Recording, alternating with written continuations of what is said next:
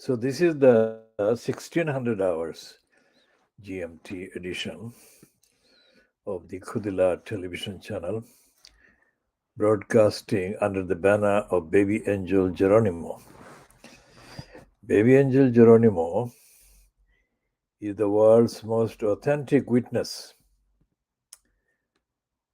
to the depravity, dishonesty, cruelty, corruption, and brutality embodied by so many of the UK state decision makers and perpetrated by them. There is no other witness as authentic, as consistent, as transparent, as pure, as absolutely ethical and moral that can be compared with the witness Baby Angel Geronimo. Baby Angel Geronimo is a member of the Camelid group of families. Angel Geronimo, born in New Zealand, where the human who raised him is called Leonie Walker. And Leonie Walker told the Times newspaper London in 2021 that she regretted letting Baby Angel Geronimo leave her and go to England. In England, the human carer and mum who invited Baby Angel Geronimo to come to England is Helen MacDonald in Gloucestershire. And the battle that Baby Angel Geronimo has been fighting against the criminals, evilness, the depravity constituting the so-called Tra and the wider cabal fronted by Boris Johnson and others is unprecedented. So the ethical, spiritual, and justice implications of the battle that Baby Angel Geronimo personifies and represents are far wider than has been given any recognition to by any of the so-called mainstream newspapers, media outlets in the UK. Baby Angel Geronimo has been described by Leonie Walker as being quite kind of, how did she describe him? I'm not looking at the Times newspaper now, but I mean, it could be compared, the Baby Angel Geronimo could be compared in human language terms as a joyous mischief maker. He's funny and he's absolutely adorable. So the Baby Angel Geronimo editions of Khoodeelaar television channel, broadcasting only on the internet, encompass, represent, carry more than one meaning, more than one message. Essentially, the commentary that we broadcast is a commentary ongoing commentary on the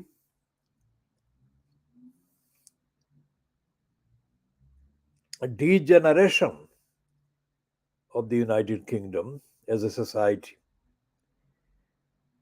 the fragmentation of the so-called civilized values, etc. Baby Angel Geronimo represents all the uncounted and uncountable victims of the DEFRA criminals committing mass murders and massacres for no reason at all. And the fact that Baby Angel Geronimo is absolutely the most up to date witness to the degeneration, the depravity, and the corruption and criminality, evilness being perpetrated by the UK state agencies and its post holders is remarkably captured in the fact that all this last week, the main political turmoil about the various criminality plotted by Matthew Hancock and others in the Boris Johnson cabal, who allowed thousands of people to be killed by neglect and negligence. That is the sheer, unprecedented relevance and unique position occupied by the Baby Angel Geronimo. The three judges in the High Court who played the role of stooge, each one, for the DEFRA morons and criminals, not only exposed their own servility and immorality and cruelty, but they also showed that the oft vaulted and oft promoted, oft boasted about British judiciary was not in existence at all.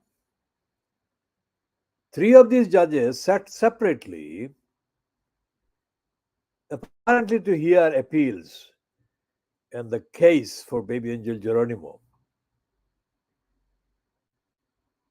who was merely asking the criminals at DEFRA to do the right thing, to behave rationally, to behave reasonably, behave honestly, behave scientifically, behave transparently. And all three of these judges completely failed. They didn't understand any of the concepts, and they showed nothing but contempt to the duties to do the right thing in their positions as so-called judges. So the Baby Angel Geronimo is also highlighting the corruption, the collapse of what remained of the pretense called the British English judiciary. And here is the point that I have been making. Just for the evidence, just for the records,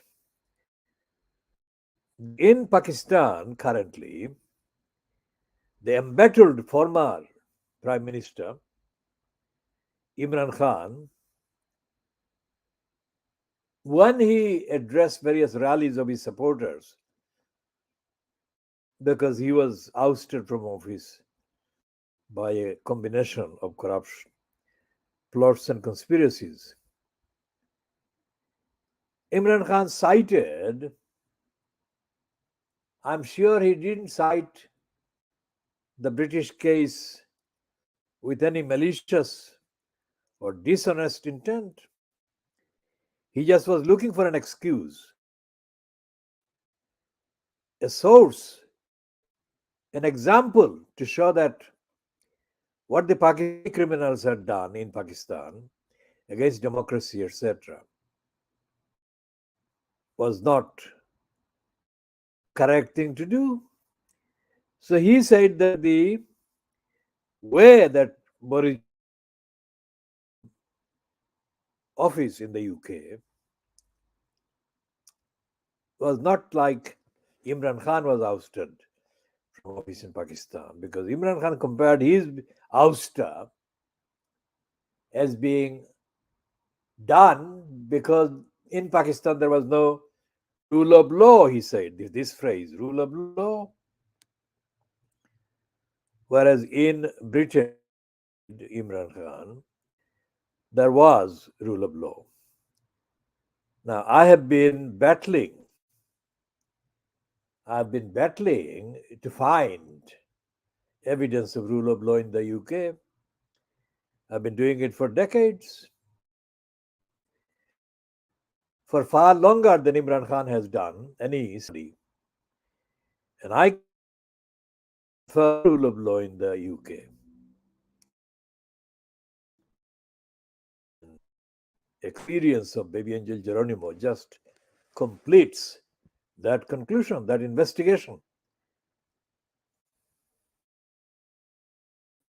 There is no rule of law, but there should be rule of law. But the other thing is that the rule of law qualification is a dangerous,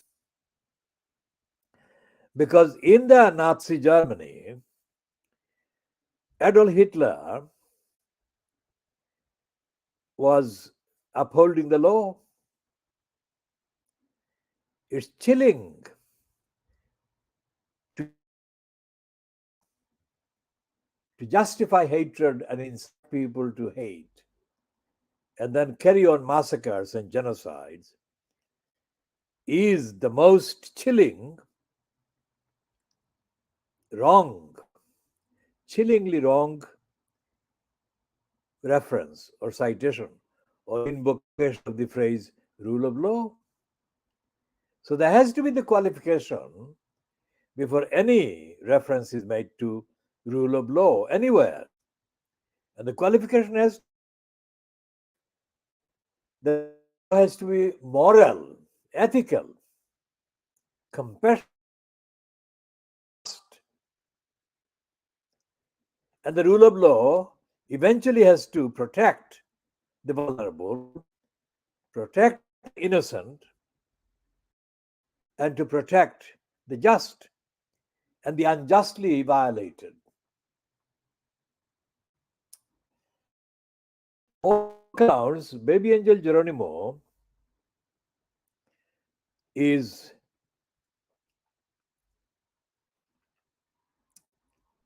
observing, witnessing all these wrongdoings and injustices, both in Pakistan, by extrapolation, of course, and in the United Kingdom. So we carry on the flag, the banner, Baby Angel Geronimo editions. And these apply to the duties the state owes to the innocents of all species. And Baby Angel Geronimo is the uphold, the carrier of the banner for the duties for justice. We shall be talking not necessarily by mentioning Baby Angel Geronimo every time, but in that theme, under that theme, we shall be talking about the current examples. For example, this one. This is a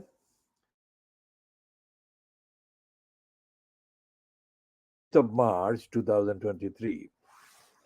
And this is headed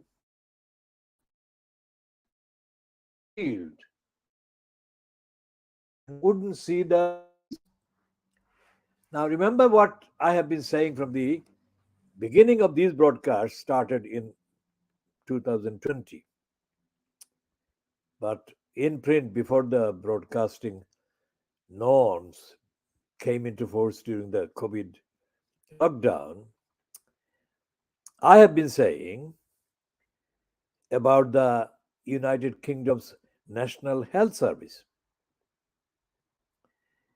As we have seen in the last, let's say, 6 weeks, whenever grievances and demands for pay rise and better conditions, etc., made by nurses, whenever these are made, there is an automatic that reflects support in the public domain for nurses. It is understandable that should be supported if they are providing care and compassion. But as this particular individual report in the Sunday Times today highlights, to what extent are nurses reliable and caring? That has to be assessed, because the reason why nurses are treated with the maximum sympathy and solidarity by the ordinary people, members of the public, is to do with the practice, the delivery of care, the delivery of compassion. Now, this is part of the assumption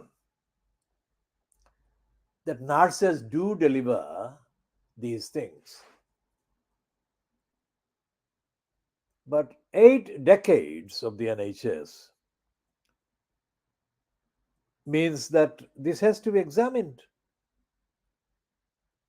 And the correlation established between the behavior of the nurses and the extent to which particular individual patients are denied the essential care and life support. Now, this one, of course, is exceptional because most of the coverage about nurses made a moment ago are sympathetic, reflects sympathy. But the truth is that the nurses are allowed to do as they please. Now, any person, any patient with any experience of, say, a week or longer staying in hospital and being in contact with nurses will know that the practice, the behavior of nurses in the hospitals in the NHS is not only not delivering care and compassion in many cases, but in fact, the behavior is actually causing, inflicting cruelty to patients. And the fact that it is going on, and it has been going on for so long as it has been, is because there is no audit, there is no monitoring of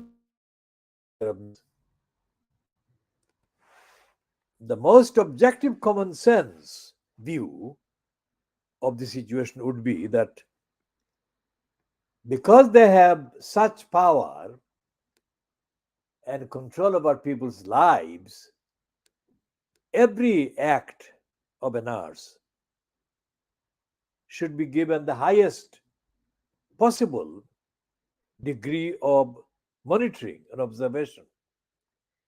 Because any mistake they make can make a difference of life and death. And I can say that I have observed the NHS. I have observed the NHS for decades. In the last 2 calendar years, when I have been caused by physical condition of an injury that I experienced without any fault on my part. And if what I have witnessed is any guide, then I think that my assumption over the decades previous to that nurses and doctors and others in the health industry must be brought under urgent, regular, daily, continuous monitoring. Because it's not a theoretical situation. Every contact with nurses and the patients is related to a person's living and dying, really, eventually. So, this article, Nightmare Corridor in an NHS hospital, there is a picture of this doctor, and it says, we were lined up in a human shield. So, patients wouldn't see the bodies. This is, says an NHS whistleblower has sacrificed career to capture on hidden camera the deaths and brutal reality of the ambulance crisis. Now, although I have not been involved in the actual contacts between the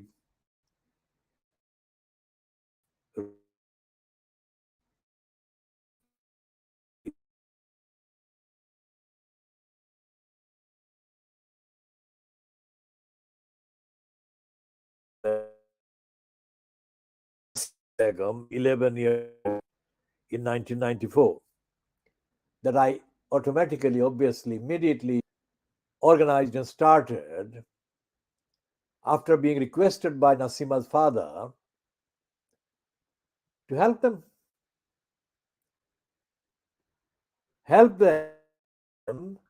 because they had just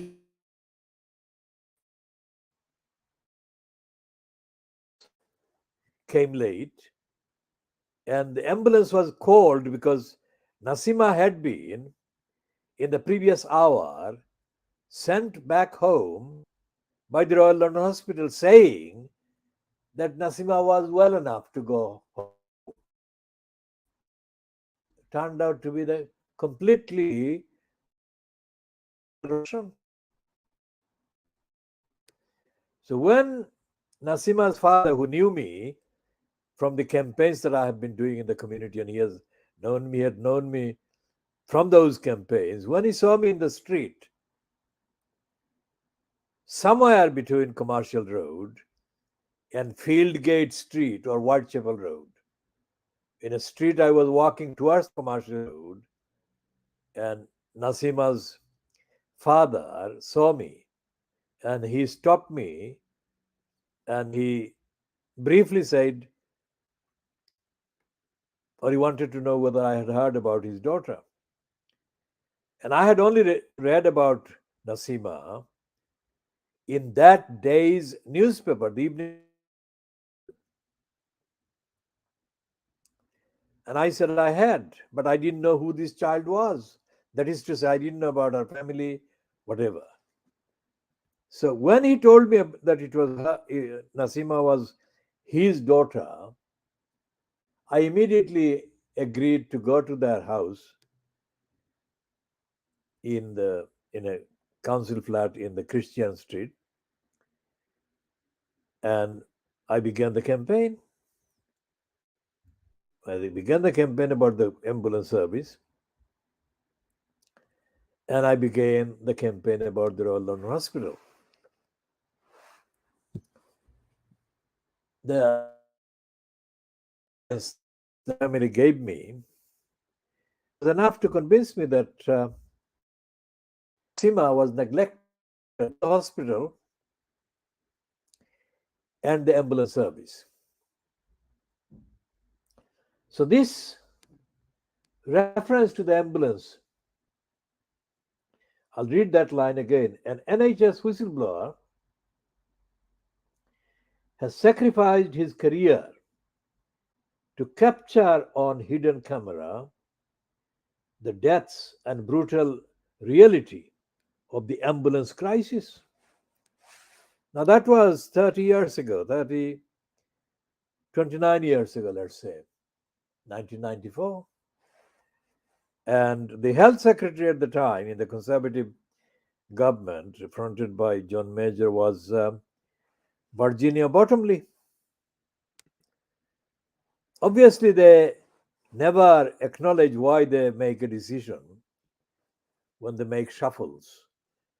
But my campaign, I would say, was powerful enough at the time in 94 about the ambulance service and the Royal London Hospital over Nasima's death that John Major shifted Virginia Bottomley from her post as the health secretary. Let's check what some news items said about the Nasima Begum campaign.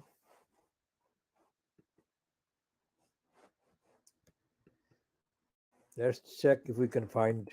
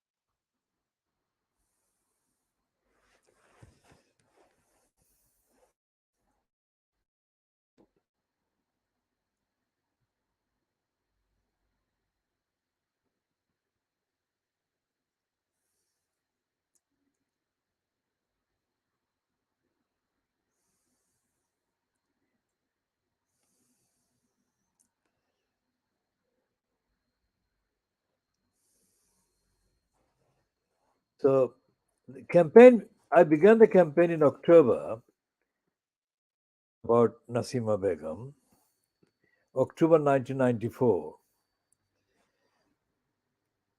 And this went on until the middle of 1995. Now, this is a piece, one of the items in the Evening Standard dated the 21st of June, 1995. And let me just see if I can read some of the item. There is a picture of this girl, this Nasima Begum picture. Absolutely heartbreaking. So, the worst ambulance service in Britain, that is the headline to the Evening Standard piece. Now, the rest of the page, the image is not legible because it's a photographic image, I think, on the, but I shall later find some legible items that can be read out to coincide with this exclusive, apparently exclusive investigation by the Sunday Times. So let's say, so this is the one that I've read already, the worst ambulance service in Britain. That is the London Ambulance Service. And again, this is the picture of this is the one on 11 October 1994. That was the initial coverage of Nasima's situation after she while ambulance service didn't arrive to take her back to the Royal London Hospital, which had wrongly sent her home. Now, Nasima's home is not very far from the Royal London Hospital, where Whitechapel. The hospital is Whitechapel, and Nasima's home is in Christian Street. So it's not too long. It won't take. I mean, the ambulance wouldn't take. I wouldn't say more than 4 minutes.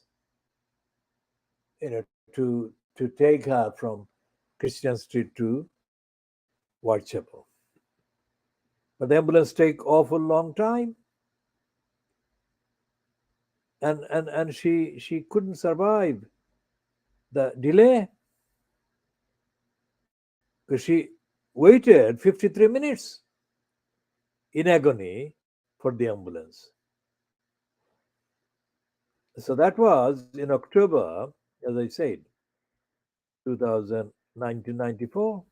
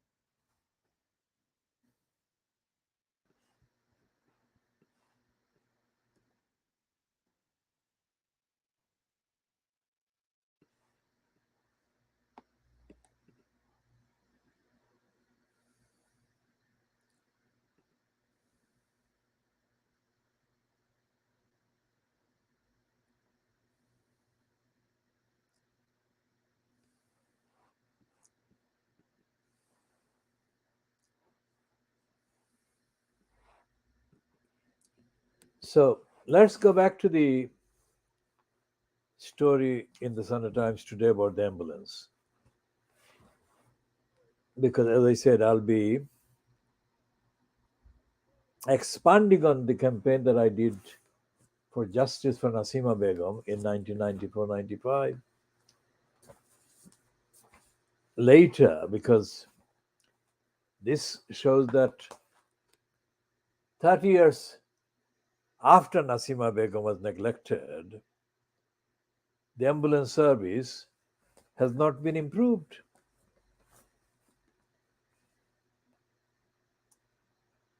Now, the health editor of the Sunday Times writes, so since he was a little boy, Daniel Waterhouse had wanted to work for the ambulance service, inspired by Saturday nights sitting with a mug of hot chocolate, watching Casualty at his grandparents' home. But it was watching yet another patient die needlessly in the back of his ambulance that was the trigger for him to turn whistleblower. That decision would end his career with the NHS, aged just 30. The patient, a man in his 50s, had called 999 complaining of chest pain, a classic sign of a heart attack. An ambulance should have arrived in under 18 minutes. It took an hour. When he arrived, Waterhouse tried to resuscitate the man, whose wife was with him and highly distressed. About 10 minutes after we arrived, we were loading him into the ambulance. He had a cardiac arrest, said Waterhouse. They got a pulse back, but the patient had a second cardiac arrest and died. They were only about 10 minutes from the hospital. Waterhouse from Finchley, North London, said his decision to go undercover for a Channel 4 dispatches program to be broadcast on Thursday was not easy.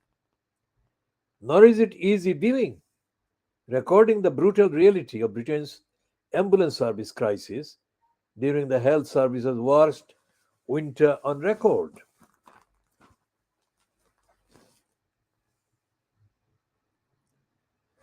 Now, I am not going to read the whole of this piece because, for a start, there will be opportunities to go over the NHS and the ambulance crisis and all the other things in the other editions because we are doing an essay.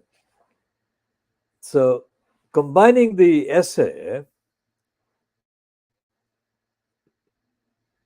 and addressing both the NHS crisis, the ambulance crisis, and so on, and also the Stratford School campaign that I organized in 1992.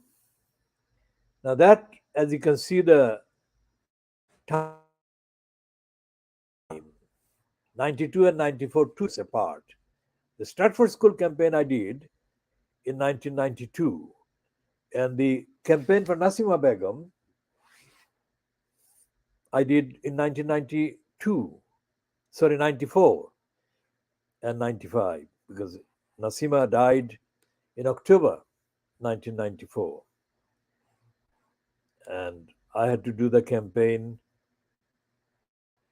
focusing on the role of the ambulance service itself, various aspects of the architecture, and the process that they had in place in 1994 about responding and talking to the patients, etc., etc. And also, I had to address the behavior of the entirety of the Royal London Hospital.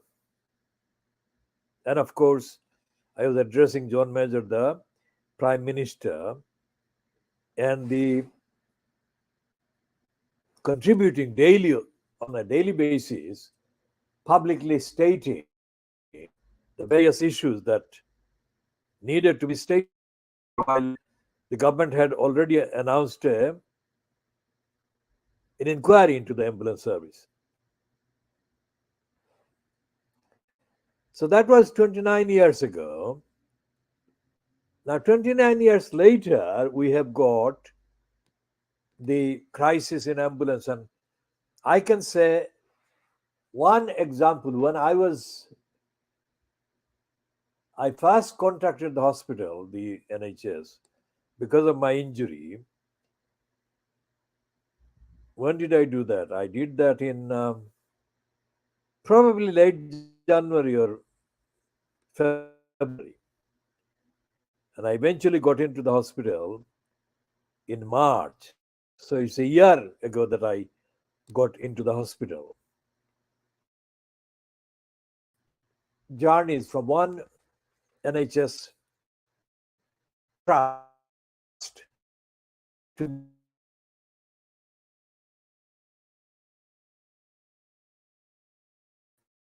now. The stupidity of the whole thing is absolutely staggering. At the time,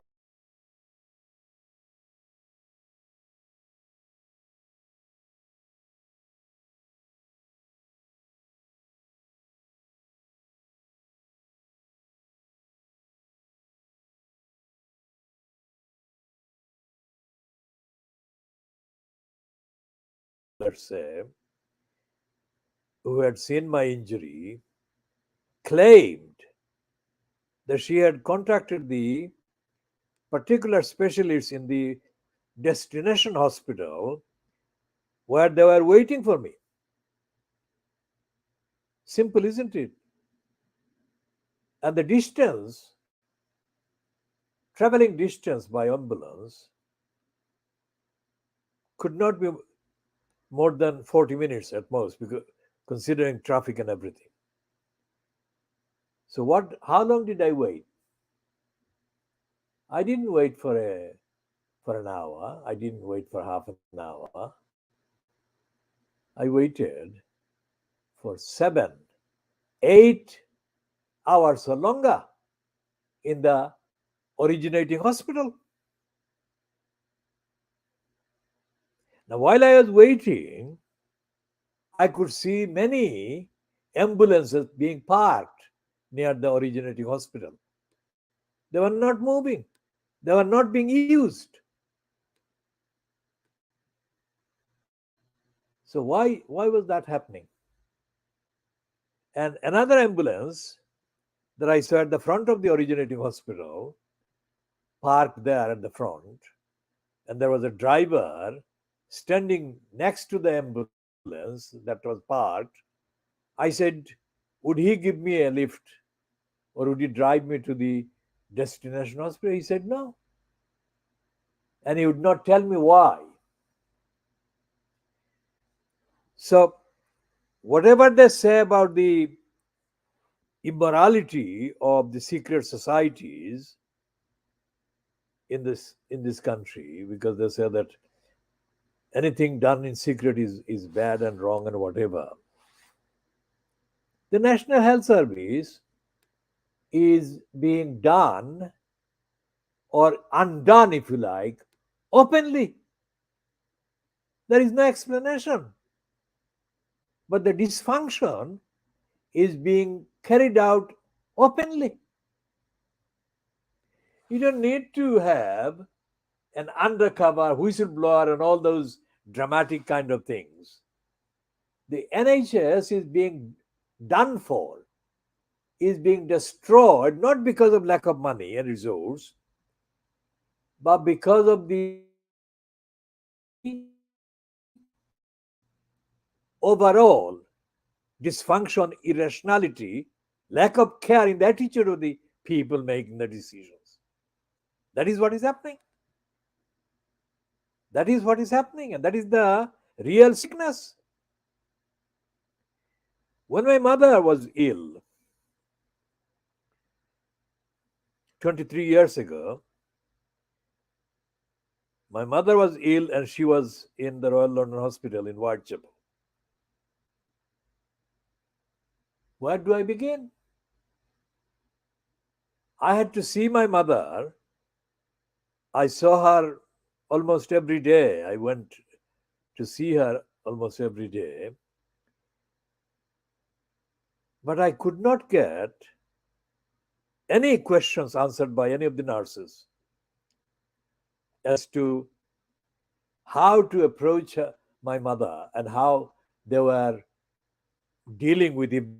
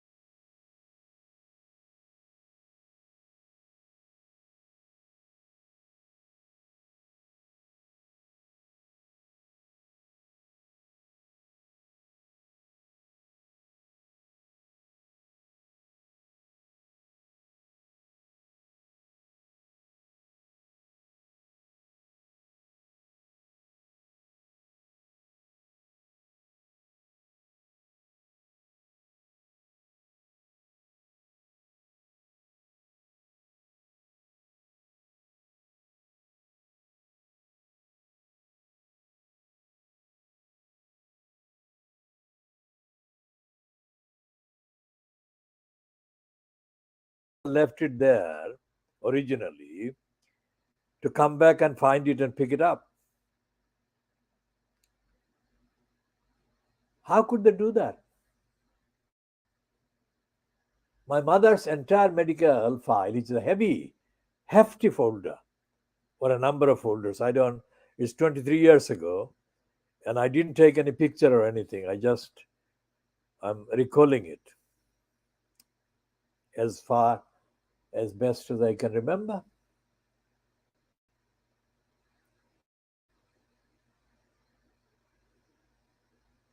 Another time I went to, as an outpatient, I went to check my kind of health because of a particular incident that I had been involved in. I just wanted to make sure that I had not sustained any serious internal injuries. And the consultant that spoke to me wanted me to explain to him why I needed the evidence. How the fuck?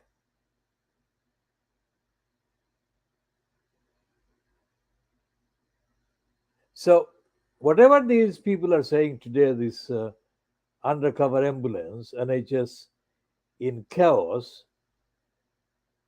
on Channel 4 on Thursday at 9 p.m.,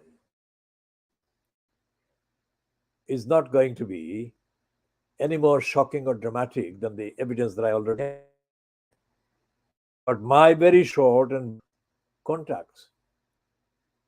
As for having a GP, that is another story, and I'll cover the grotesque behavior of GPs right across East London as part of the essay, later parts of the essay, not in this edition.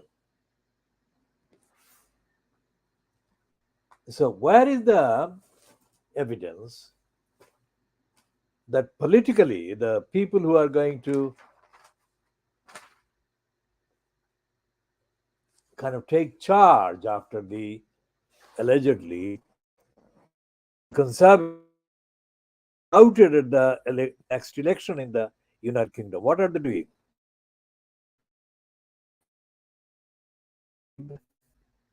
I don't believe that Wes Streeting, who is the over promoted kind of image, Wes Streeting of Keir Starmer's shadow health secretary, I don't believe that Wes Streeting is fit, morally fit, ethically fit, or intellectually fit.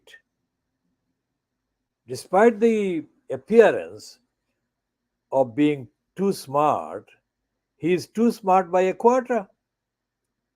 He doesn't have the depth of understanding about the idea, the principle of a national health service.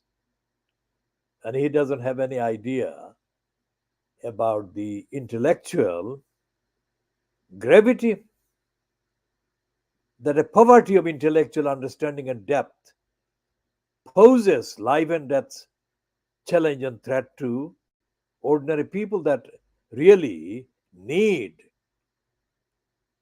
care and health service at the point of need. I don't see any evidence that there is an emergency outcry by either the Labour Party, the opposition, or by the other smaller parties in the opposition. And there is nothing in the media, despite today's Sunday Times piece that is based on the Channel 4 dispatches, there is nothing in the media that is really taking account of even 1% of the betrayal, the treachery, and the irresponsibility and the massacres. Because what they call the phrase they are using is excess death. How can death be excess? So underrating the gravity of massacres. Thousands of people being put in the category of excess deaths every week is hiding massacres. In other words, so if the NHS was established to save lives, the NHS itself is being killed by liars and lying. And there is a shocking lack of management and discipline, and lack of care and accountability, and lack of due care to the patients, to the ordinary people by the NHS staff at every level. We shall be covering the whole NHS much more extensively than the Channel 4 dispatches can ever do.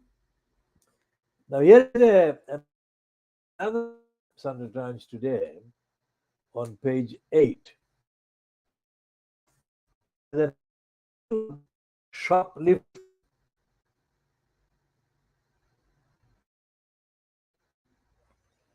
And it says one retailer took 180 million and had 120 pounds stolen.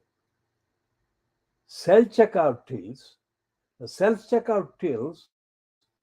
and fewer staff mean it's a free for all for thieves who don't fear being caught, writes Louise Eccles. Writes Louise Eccles and Venetia Mengis. Now, I actually prefer self-checkout. Are they saying that I abuse my self-checkout access? Most certainly not. So that is a very stupid and ignorant kind of generalization. So we shall be talking about that. Now here is a piece on the politics. Will Prime Minister and Partygate shoot down Johnson's balloon? The Brexit deal, Sue Gray, and the Commons inquiry have put the former leader back into the spotlight to his successor's dismay.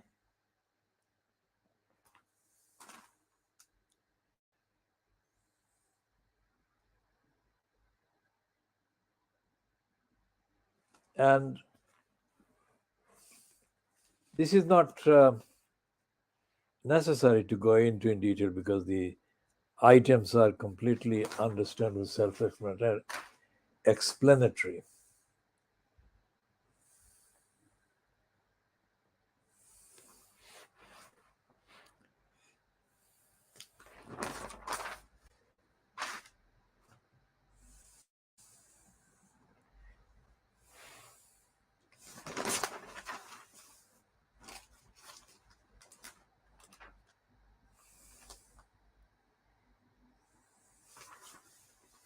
What is happening in the general state of the United Kingdom is that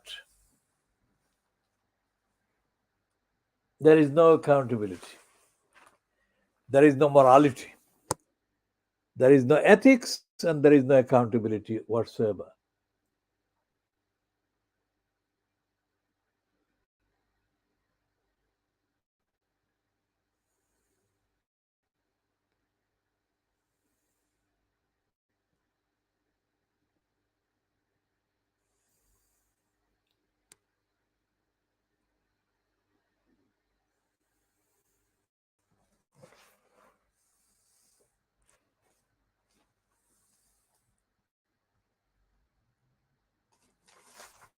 The big head Sunday Times today, which says, well, the heading reads, 3 years after lockdown, we are still waiting for answers. It's quite a long leader column.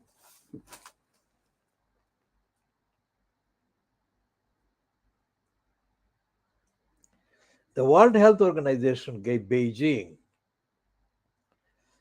power of veto over the experts who would conduct the investigation on the right to vet its report before publication.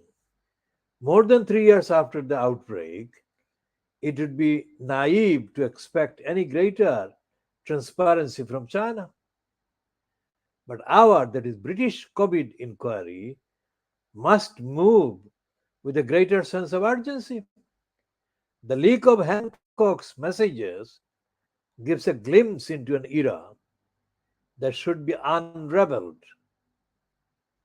before the next one arrives. Now, about this Hancock leak. The Sky News program says that it is a channel, it's a service that you can trust. Now, Sky News runs in competition with the BBC News a slot called Press Preview every night for the following day's mainly Fleet Street newspaper front pages. And one of the currently regular participants is a woman whose mother is Swedish, called Christina Patterson. Now she is one of the publicly platformed commentators in Britain today, female ones, who has conceit, contempt writ all over her face. The worst of this species is, of course, Julia Unspeakable Screwer. Julia Screwer and Christina Patterson are among probably about 10 white women that get regular platforms on the media, one or the other. And they are spectacularly conceited, corrupt, and disrespectful. So this Christina Patterson was on the Sky News reviewing the papers or previewing the papers of Sunday, that is today, and she she was asked to comment on the WhatsApp revelations by Isabel Oakeshott. And she used the phrase about Isabel Oakeshott, dishonorable, or the word dishonorable. Now, as I have said before in previous editions, I am not a fan of any of those people who appear on the programs. And I most certainly am not a fan of Isabel Oakeshott. But for Christina Patterson to denounce Oakeshott as dishonorable is completely an act, a foul, evil act itself.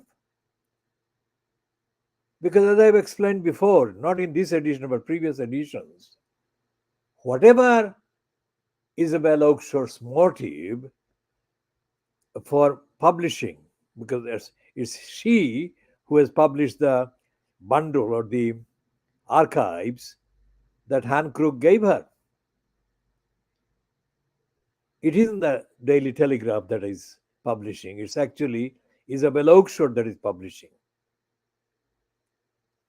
So, whatever Isabel Oakeshott's motive for letting the Telegraph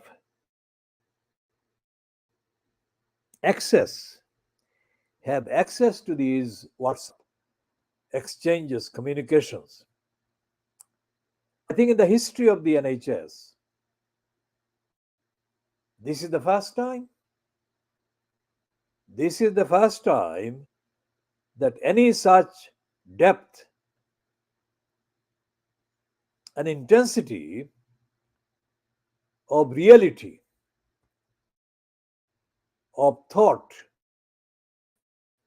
traveling between the day's health secretary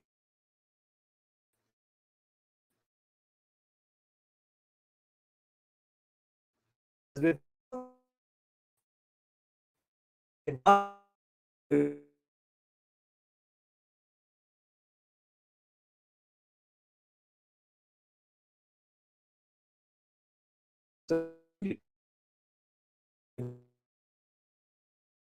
Isabel Oakes didn't even know what she was doing, but she has done a very spectacularly historic service to understanding the NHS, what is going wrong with the NHS. And she has done a service that may be used to save a lot of people in the future. That is a gateway she has opened up. And this is what I say about the job that Isabel Oakeshott has done. As I say, regardless of her motive. And on the opposite side, I say about Christina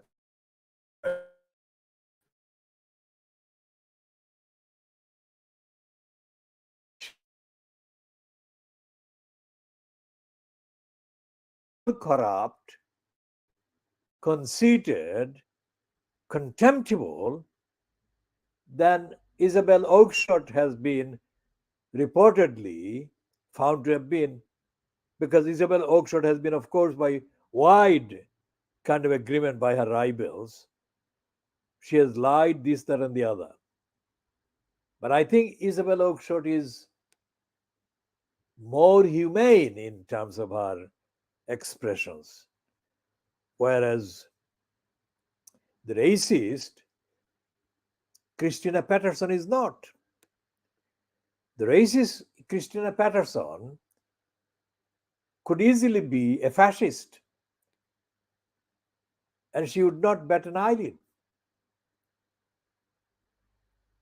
She did not comment on the real contribution so far that Isabel Oakeshott's release has made, drawing attention to the fact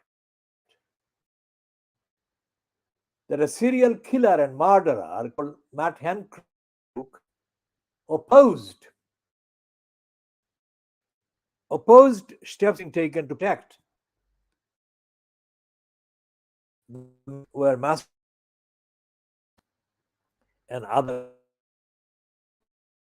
is to put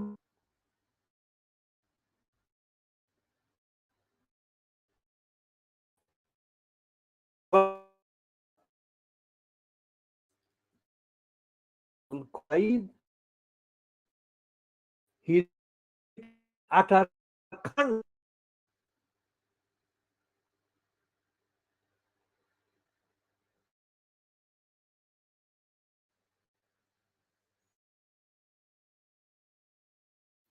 this fucking cunt is making excuses.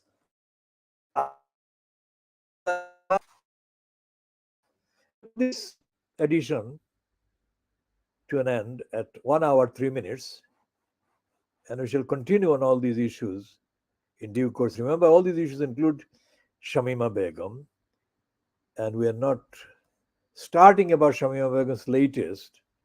We shall do that in the next editions coming. And the time is 17:04 hours GMT on Sunday, the 5th of March, 2023.